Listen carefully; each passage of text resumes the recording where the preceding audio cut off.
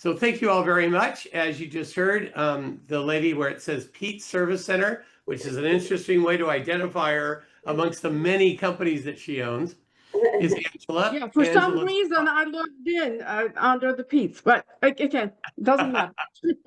We'll just call you Angela Pete. is a client that we're spending time with together today. We had a little bit of technology solve. We have about 25 minutes together that we're going to spend. Thank you all very much. Shelley, you want to do an introduction? Yeah, this is just, as most of you are very familiar, we have a business owner perspectives series that we offer.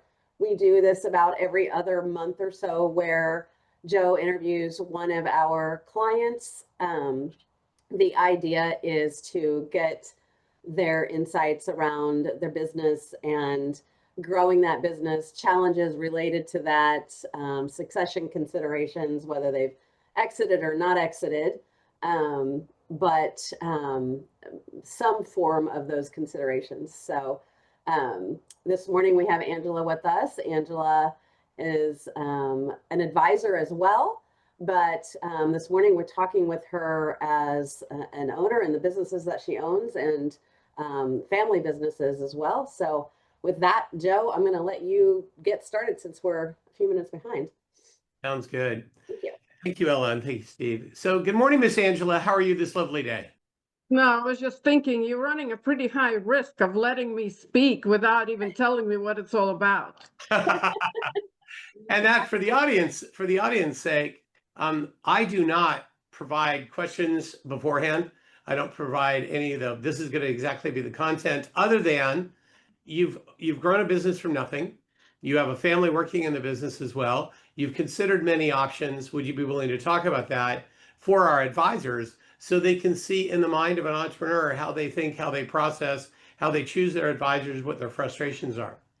So, Angela, you and your husband immigrated to this country through how many countries? Oh,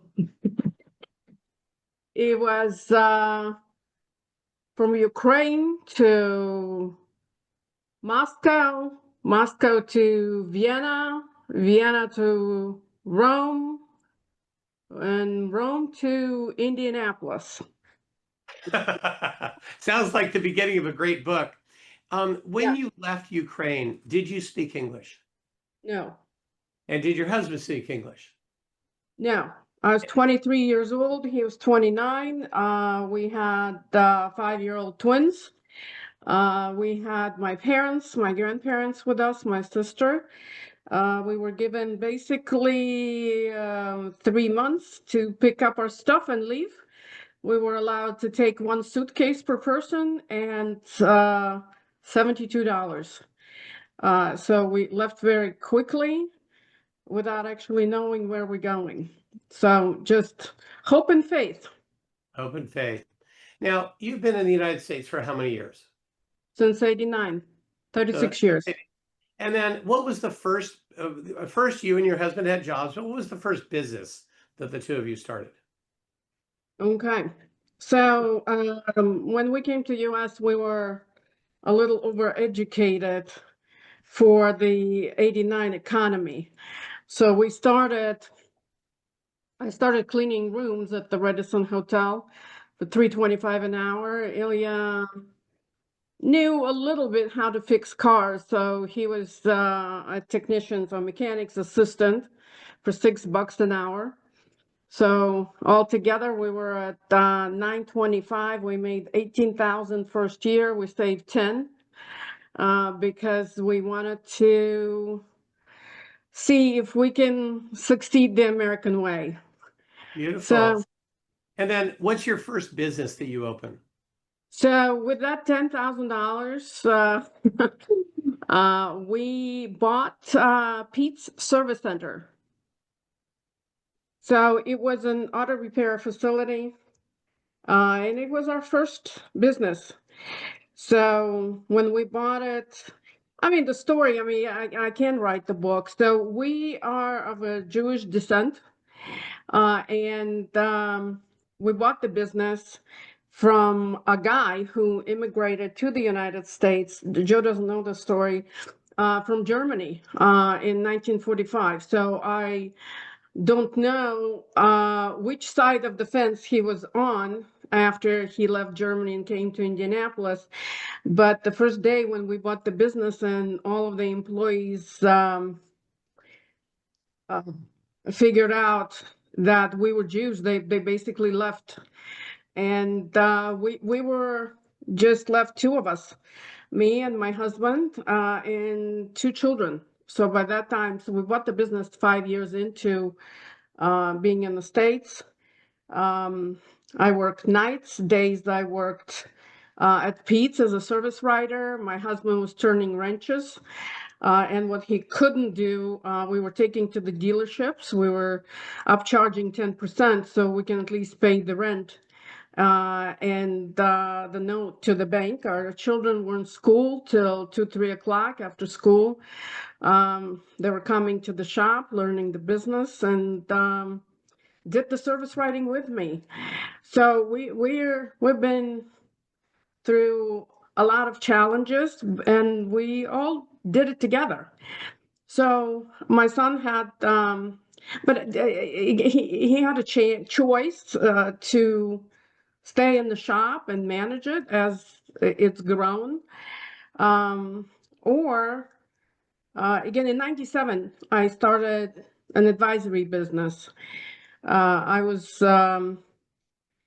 always again wanted to understand how the capitalism worked and why it was successful. So as soon as we got to the States, together with learning English, I started attending a business school. And again, I had a desire to learn and understand. And then I signed up for training with American Express, back then Financial Advisors, and basically started my business with nothing and built it to one of the top businesses within not just within the now it's Ameriprise system, but we're managing almost $1 billion in assets. Beautiful. And in managing $1 billion in assets, you've developed quite a GDC. And in that, so you've got the financial services industry business, which you're managing money. You manage alternatives. You also do life insurance within that block. We do full service. It's a comprehensive financial planning. We lead with financial planning. Assets are not a priority. We work with a lot of younger entrepreneurs, executives. So we've always looked at it as long term. So we want to help them build the businesses. A lot of them, of course, after 28 years in the business now, they're beginning to think about sales, transfers, and I begin to think about it too. So my son has been in the business with me since he was 18 years old. So he graduated from high school, went to college in town here in Indianapolis, and worked with me. So he's 41 years old right now, and he's been in the business since 18. He passed his 7 and 63 at the age of 18. Back then, he was the youngest in the United States who has done it, and they didn't quite know what to do with him, didn't even want to give him the licenses. So, but they did. So we built the business together. And now, again, I'm 59 years old. Am I ready to transfer the business yet? Yes and no. So a lot of considerations, a lot of family consideration. Working with Joe as our attorney. So because it's a family, there's a lot of heartache there. There are a lot of decisions that need to be made. Decisions that are good for the family are not necessarily good for me, and vice versa.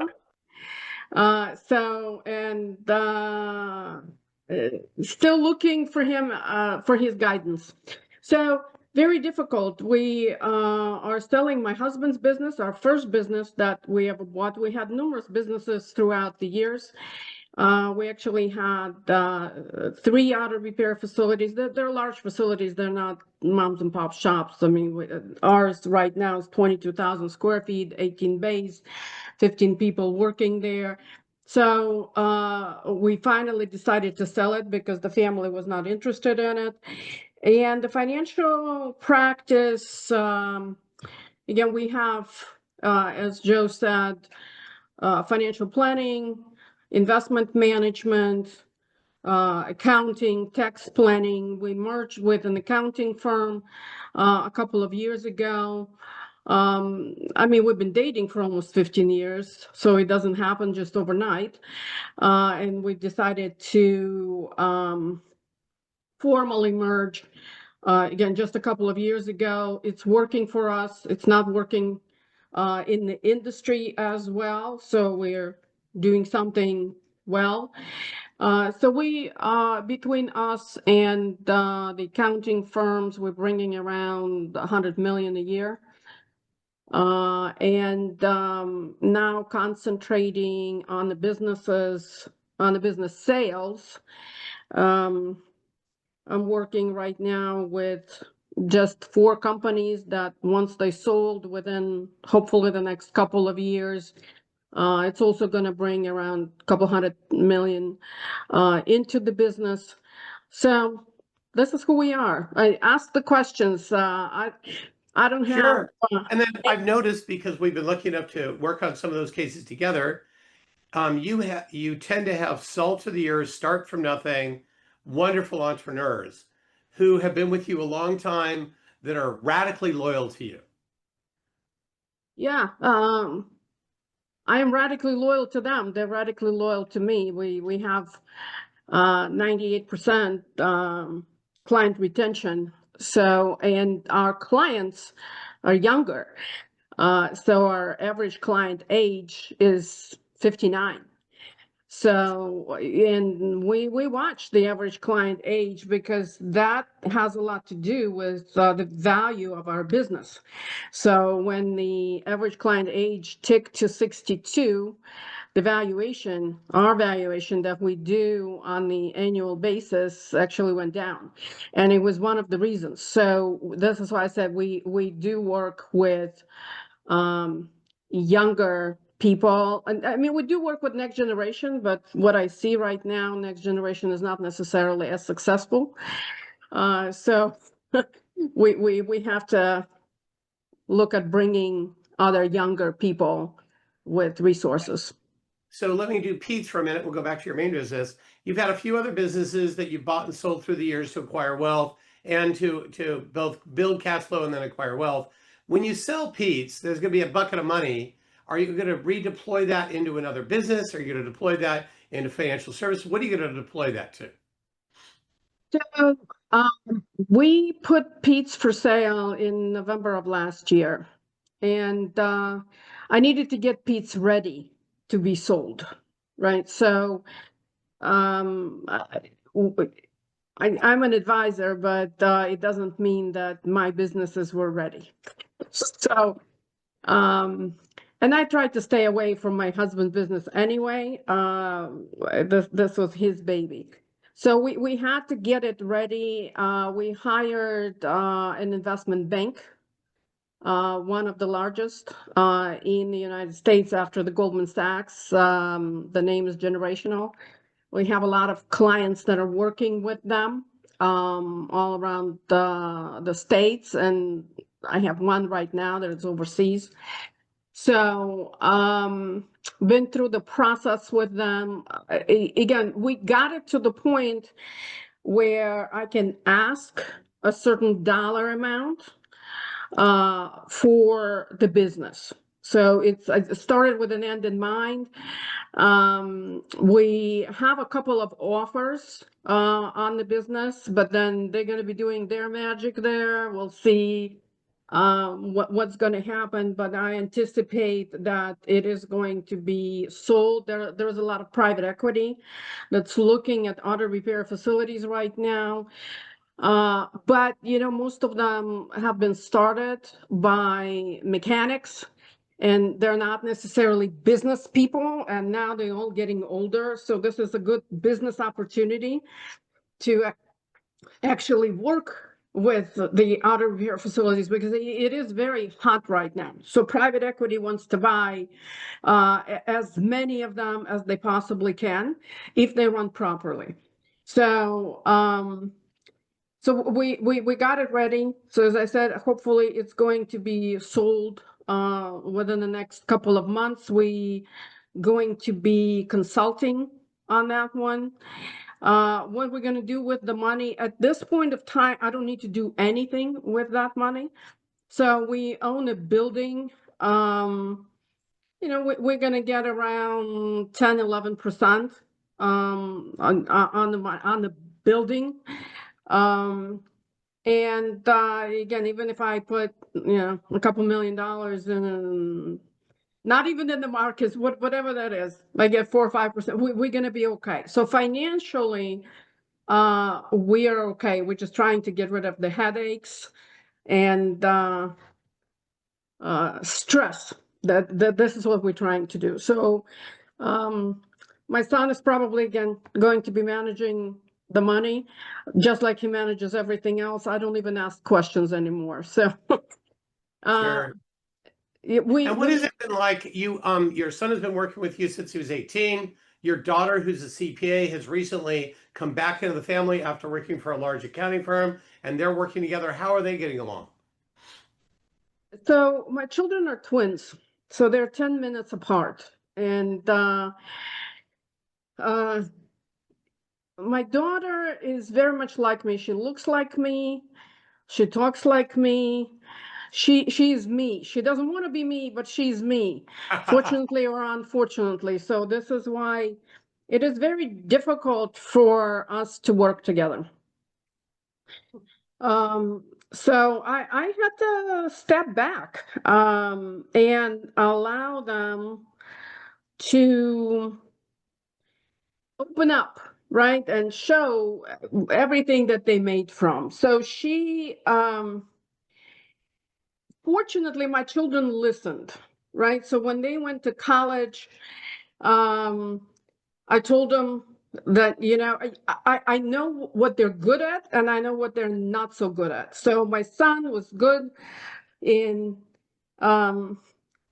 keeping relationships and caring. He has the analytical mind, but he is not very detailed oriented. So I said, okay, finance would be just fine for you. For my daughter, it was different. She's a numbers girl, but she's not a money girl. So it's completely two different things. So I think only now, by the age of 41, she's beginning to understand the difference, right? So she graduated with masters in accounting and financial analysis, worked for KPMG. She was in charge of their AI department before she left last year to join us as a chief operating officer. I don't have as much patience dealing with staff. And when you have 45 people all together, I'm kind of done dealing with people. So she still has enough. She doesn't have patience for me, but she has patience for everybody else. Okay. So they're like one whole. They complete each other, right? So, Joe, you're on mute. So, and it's very important. But now I have to find a place in the business. I have to find the place in their life. I have to find the place in my life. So it is very difficult. So 25 minutes, definitely not enough to tell you the story. If anybody wants to hear the story, they can always call So we had a conversation with Joe yesterday. Again, there's just a lot of emotions. And I thought that emotionally I was ready to do what's right. And usually I don't allow my emotions to interfere with business. But here, business, family, and emotions are all intertwined. And I need somebody, not somebody like Joe, I need Joe. Yeah, no, seriously, I don't know that there is anybody out there that I trust enough to call my bullshit, right? It's not. But again, somebody that I trust who can tell me, who knows me enough or who wants to know me enough to tell me what it's all about. So, I can get very emotional about this whole thing. Right now, business is doing great, right? So business is wonderful. My children are talking mergers, acquisitions. As their business partner, um, I don't think I failed. I've built something that is pretty good. They have the foundation. They can move forward. As a family, we're lagging. So a lot of heartache. Sure. And I don't commend that you've done a lot. You've raised children, if I be so kind, who independent of you have acquired estates well over $10 million each. And then together as a family, you've done very, very well from nothing. You've raised very strong children who have, on their own right, have done financially well beyond and have lived conservatively. You've got you've got wonderful grandchildren. I was going to say great grandchildren. I'm not going to make you that old. Yet. You've Not got yet. wonderful grandchildren, and you've done really well. What is the one thing you look for? You're a very discerning lady, and you guys have built all of this, and you've had some troubles, and you've done well. But when you're looking for advice, how do you choose an advisor?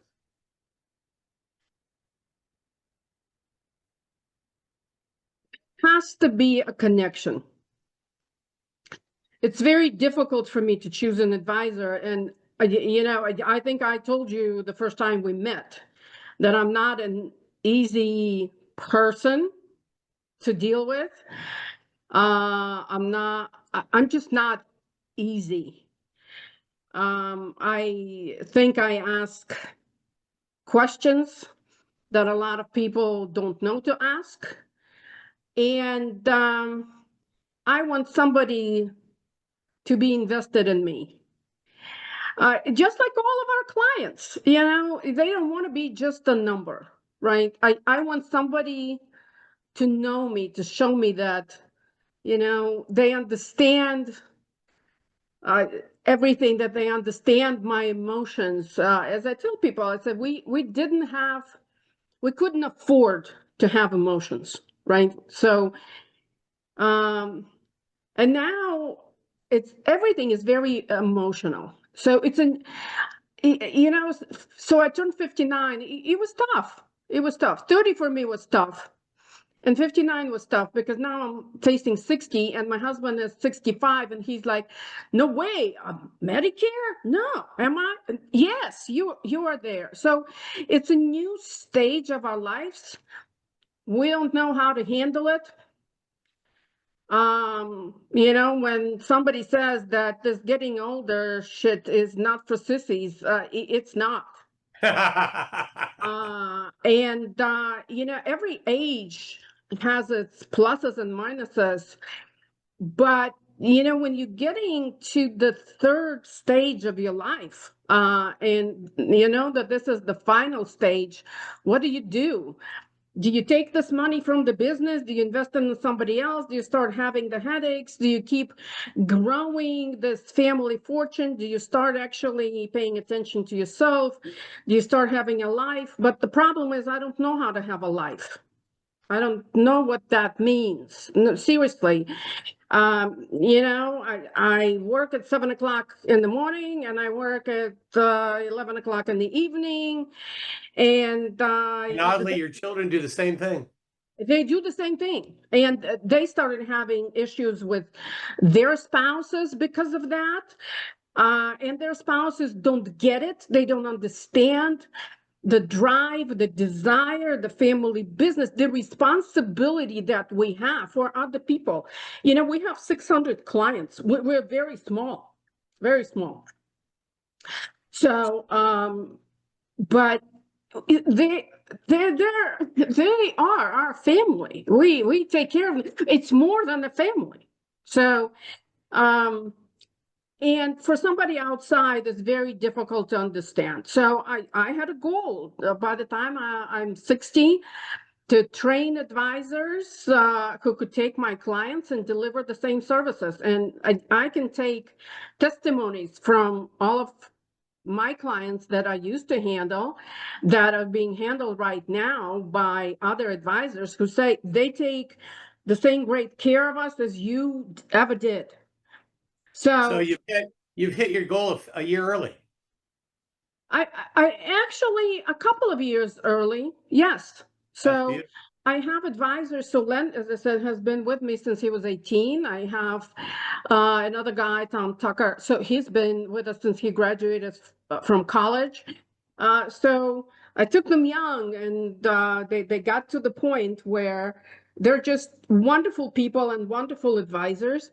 But to find place for myself is very difficult. Yep. So that's the goal now too. That's the goal. We've hit our bewitching hour, Angela.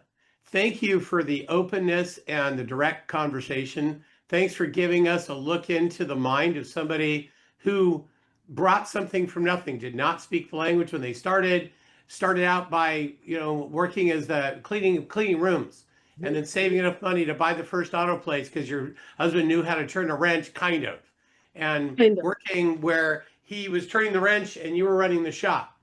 And as you run the shop and then you work at night, you slowly build with young children and do all the rest, to an advisor now that advises other clients and families, the struggles about having your own family in the business you talked about, the struggles of being 59 and saying, what's my role next? I already hit my goal at 58 that I had for 60. What's next? So like everybody's saying, very formal. Thank you so much for the inspiration. Thanks. It was great. You're very inspirational. As many people, Dana, I love your comment, as everybody's typing through, our group has really enjoyed you and your openness and candor. So thank you for that. Thank you all for coming on this morning. A couple months from now, Maria, you had a question, dear? Oh, she's just clapping. Okay. I was just clapping. I like the clapping. I don't know if that was a question or a clap, but I clicked it anyways. Sounds good. But I wanted a clap. So thank you. Thank you, Angela. Angela, thank you. Joe, once you and I figure it out, we're going to write the book on how to deal with family businesses. And hopefully everybody on this call will be able to use it in their businesses and with their clients. Very much so. I'm looking forward to that. I need my next book because this one's about to come out. Bye, everybody. Thank you so much, Bye-bye. Angela. Thank you. Thank you. Bye, Angela. Thank you. Thank you so much. Angela.